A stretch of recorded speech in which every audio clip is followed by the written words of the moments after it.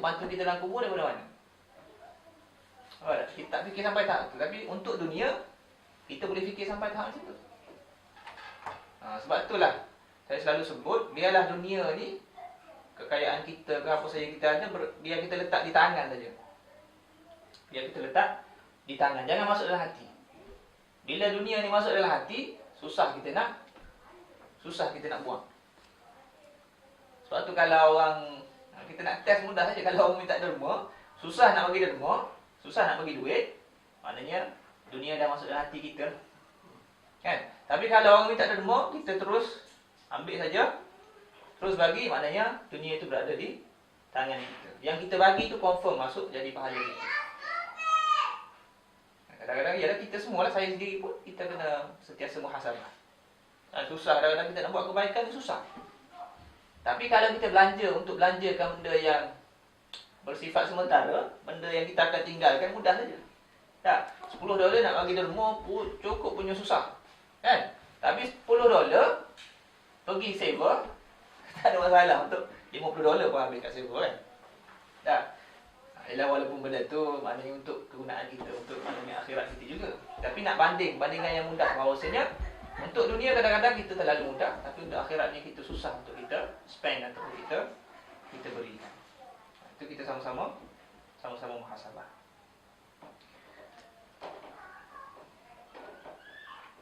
Akhir ayat 37 tu Allah Taala sebut innahu huwat tawwabur rahim. Okey, sifat Allah ni tawwab. Tawwab ni maha penerima taubat. Tawwab. Dipanggil dalam bahasa Arab kita panggil sirah mubalaghah. Satu nama, satu noun yang menunjukkan sungguh-sungguh, maknanya melampau. Maksud mubalaghah ni melampau. Maknanya Allah Taala ni dia bukan sikit-sikit saja. Maknanya kalau kita bertaubat, Allah Taala akan beri sampai ke maksimal mungkin. Macam kalau kita lah, kalau orang datang, seorang yang kita kata maha dermawan, okey, kalau orang datang minta duit, kita akan bagi 1 juta. Itu maksud sifat mubalaghah. Okey. Tapi kalau orang datang kita bagi RM1 je, maknanya itu sikit-sikit je.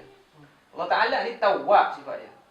Kita minta saja, Allah Taala akan beri lebih daripada apa yang kita minta. Tak payah tanyalah macam cara tu macam mana.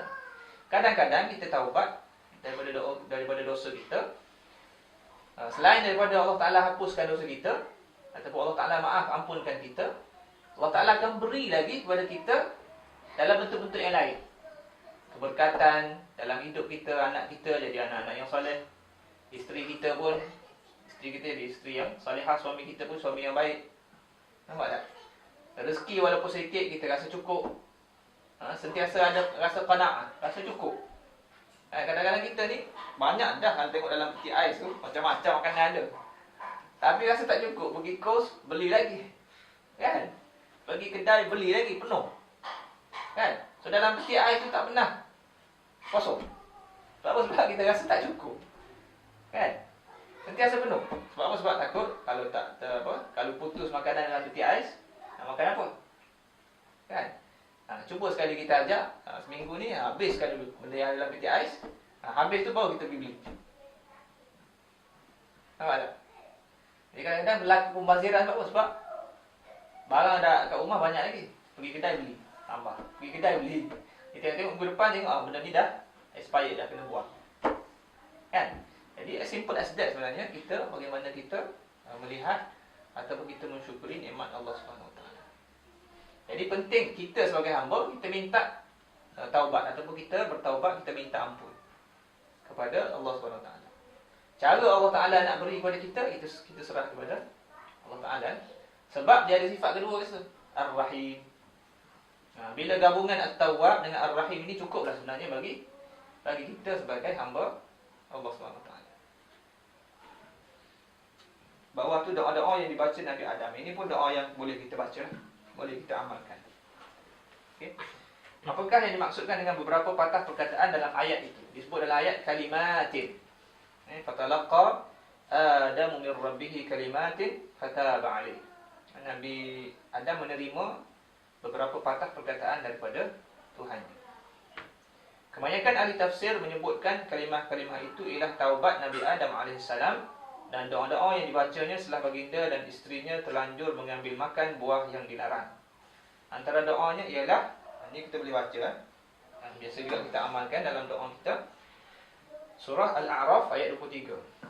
Qala rabbana zalamna anfusana wa illam taghfir lana wa tarhamna lanakunanna minal khasirin. Wahai Tuhan kami telah menzalimi diri kami. Jika Engkau tidak memberi keampunan dan rahmat kepada kami, nescaya kami termasuk dalam golongan orang yang rugi. Okey? Kita biasa baca Rabbana zalamna anfusana wa illam taghfir lana wa tarhamna lanakunanna minal khasirin. Bila kita baca ayat ni, ingat balik. Ini adalah bacaan ataupun doa Nabi Adam AS semasa baginda meminta keampunan daripada Allah Ta'ala atas keterlanjuran memakan buah itu dalam syurga. Yang berikutnya, ada juga sumber menyebutkan kalimah yang diucapkan oleh Nabi Adam AS ialah Subhanakallahumma wa bihamdik tabarakasmuk wa ta'ala jadduk la ilaha illa anta zalamtu nafsi faghfirli innahu la yaghfiru dhunuba illa anta. Ini kita boleh tengok dalam beberapa tafsir yang disebut kat bawah tu. Maksud dia, Maha suci Engkau Tuhan, dan dengan segala pujian terhadap-Mu ya Allah, bertambah-tambah berkat nama-Mu dan bertambah-tambah tinggi ketinggian-Mu. Tiada Tuhan yang disembah dengan sebenar-benarnya selain Engkau. Aku telah menzalimi diriku, maka ampunilah dosaku. Sesungguhnya tiada yang mengampuni dosa selain Engkau. Okey. Yang ketiga. Ini panjang sikit. La ilaha illa anta subhanak wa bihamdik. La ilaha illa anta subhanaka wa bihamdik amiltu su'an wa zalamtu nafsi fatub alayya innaka antat tawwabur rahim. La ilaha illa anta subhanaka wa bihamdik amiltu su'an wa zalamtu nafsi farhamni innaka antal ghafurur rahim. La ilaha illa anta subhanaka wa bihamdik amiltu su'an wa zalamtu nafsi farhamni innaka arhamur rahimin. Maksud dia, tiada Tuhan yang disembah dengan sebenar-benarnya selain Engkau. Maha suci Engkau dengan setinggi-tinggi pujian kepadamu. Aku telah melakukan kejahatan dan menzalimi diriku, maka terimalah taubatku. Sesungguhnya Engkau Maha penerima taubat lagi Maha penyayang. Tiada Tuhan yang disembah dengan sebenar-benarnya selain Engkau. Maha suci Engkau dan dengan setinggi-tinggi pujian kepadamu. Aku telah melakukan kejahatan dan menzalimi diriku, maka rahmatilah aku. Sesungguhnya Engkau Maha Pengampun lagi Maha Penyayang. Dengan doa-doa ini, Nabi Adam AS dapat mengukuhkan keazamannya untuk membina kekuatan bagi menghadapi tipu daya syaitan yang didorong oleh fitrahnya dan disambut dengan oleh rahmat Allah Ta'ala yang Maha Pengasih lagi Maha Penyayang. Ini antara doa-doa yang kita boleh amalkan dalam usaha kita untuk memohon keampunan daripada Allah Subhanahu Wa Ta'ala. Banyaklah selain daripada istighfar. Istighfar yang biasa, astaghfirullahalazim. Kalau panjang lagi, astaghfirullahalazim alladzi la ilaha illa. Apa yang kita baca? Wal hayyul qayyum wa atubu ilaih sebagai contoh kan. Ataupun astaghfirullahalazim, ataupun sebagai contoh kita boleh baca sayyidul istighfar. Allahumma anta rabbi sampai akhir tu kan. Jadi doa-doa ini sebenarnya mengajar kita supaya kita menggunakan kekuatan doa. Doa tu dia ada power, dia ada kekuatan. Tambah lagi kalau kita doa tadi dengan khusyuk, kita doa dengan ikhlas, sungguh-sungguh kepada Allah Ta'ala, supaya Allah Ta'ala mengurniakan kepada kita maghfirah ataupun keampunan. Tambah lagi kalau kita boleh, bila kita berdoa tu kita boleh menangis sebagai contoh. Dalam satu hadis Nabi sebut antara 7 golongan manusia yang akan berada di bawah arasy Allah Ta'ala akhir sekali, rajulun zakarallaha khaliyan fafadat 'ainah. Seorang lelaki, maksud perempuan lah, seorang hamba yang berzikir, maksud dia mengingati Allah Subhanahu Wa Ta'ala, zikir ke, baca Quran ke, berdoa ke, khaliyan, dalam keadaan bersendirian, fafadat 'ainah, maka mengalirlah air mata. Hari ini kita boleh mengalir air mata sebab tengok ataupun sebab menangisi kucing kita mati. Bagi contoh kan.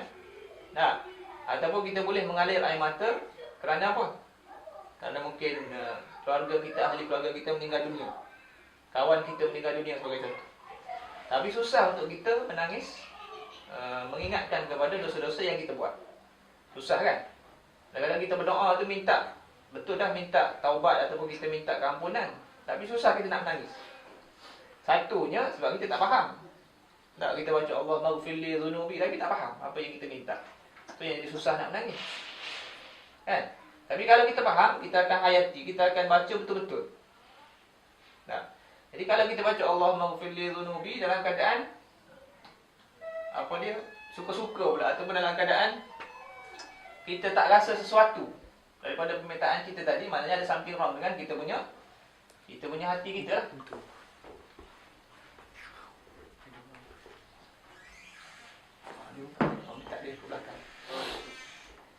Jadi bila kita berdoa, kalau kita tengok list 2-3 doa ni, kita kena berdoa dengan satu caranya direct.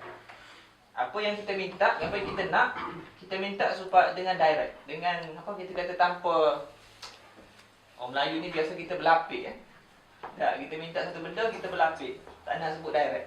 Dengan Allah Ta'ala ni, bila kita berdoa, kita sebut direct. Bagi contoh dalam doa yang apa dia, yang ketiga tu, Nabi Adam sebut, Zalam amiltu su'an, wahai Allah, aku telah buat satu benda yang melanggar perintahmu. Maknanya Nabi Adam declare secara jelas. Betul tak? Kemudian wa zalamtu nafsi, aku telah menzalimi diriku. Jadi bila kita nak berdoa kepada Allah Ta'ala, sebut direct apa yang kita nak. Kadang-kadang kita berlapik cukup dah sebenarnya kita bila kita baca Rabbana atina fid dunya hasanah wa fil akhirati hasanah wa qina adzabannar. Cukup dah. Sebab itu meliputi kebaikan dunia dan kebaikan akhirat. Okey. Ini lebih baik kalau kita apa yang kita nak kita sebut direct kepada Allah SWT. Walaupun Allah Ta'ala tahu, kita tak sebut secara lisan. Allah Ta'ala tahu apa yang dalam hati kita. Tapi bila kita sebut dengan penghayatan kita, dengan kesungguhan kita, moga-moga Allah Ta'ala istijabah tu, Allah Ta'ala mustajabkan doa kita. Macam kita belajar PhD lah, kita belajar, kena minta doa. Wahai Allah, biarlah saya ni lulus pengajian saya, PhD saya dengan apa dia kita nak lulus macam mana? Lulus general ke? Lulus macam orang lain ke? Lulus cemerlang ke? Lulus dengan high distinction ke? Itu kena minta. Di samping usaha kita tadi lah. Tapi kalau kita tak minta, kita minta secara umum, wahai Allah biarlah lulus PhD. Jadi kita pun tak bersungguh nak mengaji. Tapi kalau kita kata, wahai Allah, aku ni berusaha buat belajar dan sebagainya, berilah kelulusan yang cemerlang. Maka insya-Allah Allah Ta'ala akan, dengan kita bersungguh, ikhtiar dan sebagainya, bekerja, Allah Ta'ala akan berikan kita kelulusan yang cemerlang. Kena minta. Ikhtiar tu ikhtiar, tapi kita minta, bab minta ni kena minta. Bersungguh-sungguh. Kalau dengan manusia, malu kita nak minta. Nak minta satu benda dengan apa? Dengan mak ayah kita ke? Kadang-kadang kita malu. Dengan Allah Ta'ala ni tak perlu kita malu. Minta dengan bersungguh-sungguh. Satu peristiwa kalau kita ingat, kita baca sejarah Nabi SAW dalam perang Badar. Dalam perang Badar diceritakan Nabi SAW diceritakan Nabi SAW dalam perang Badar ni Nabi berdoa. Nabi sujud semayang dan sebagainya, berdoa sampailah satu doa Nabi kata, Allahumma intahlik hadhihi al-'isabata lan tu'bada fil ardh. Nabi kata, wahai Allah, sekiranya kamu menghancurkan gerombolan tentera ini, tentera Badar ini, lan tu'bada fil ardh, kamu tidak akan disembah di bumi ini sampai bila-bila. Ini Nabi berdoa sampai ke tahap yang paling maksimum. Tahap yang paling maksimum. Diceritakan satu kisah juga dalam peperangan, saya tak ingat Badar ke ataupun Uhud. Diceritakan Sayyidina Ali masuk dalam peperangan. Nabi duduk dalam kemah pengindah. Tak silap saya perang Uhud. Sayyidina Ali ni pergi perang, kemudian dia pergi tengok bagaimana keadaan Nabi SAW. Dia pergi tengok, masuk dalam kemah Nabi, tengok Nabi tengah semayang, tengah berdoa. Maka dia pergi ke medan peperangan lagi, pergi ke masuk dalam perang dengan tentera musuh. Kali kedua dia pergi tengok Nabi dalam kemah tengah sembahyang lagi. Dia pergi ke medan lagi. Kemudian kali ketiga dia berhenti keluar nak tengok Nabi buat apa ataupun apa yang telah berlaku kepada Nabi SAW. Dia pergi tengok dalam kemah Nabi tengah sembahyang lagi. Itu dalam peperangan. Tengok bagaimana kalau kita lah duduk dalam peperangan, apa yang kita akan buat? Nak sembahyang? Tak ada. Agak-agak kita tak duduk dalam peperangan, situasi peperangan.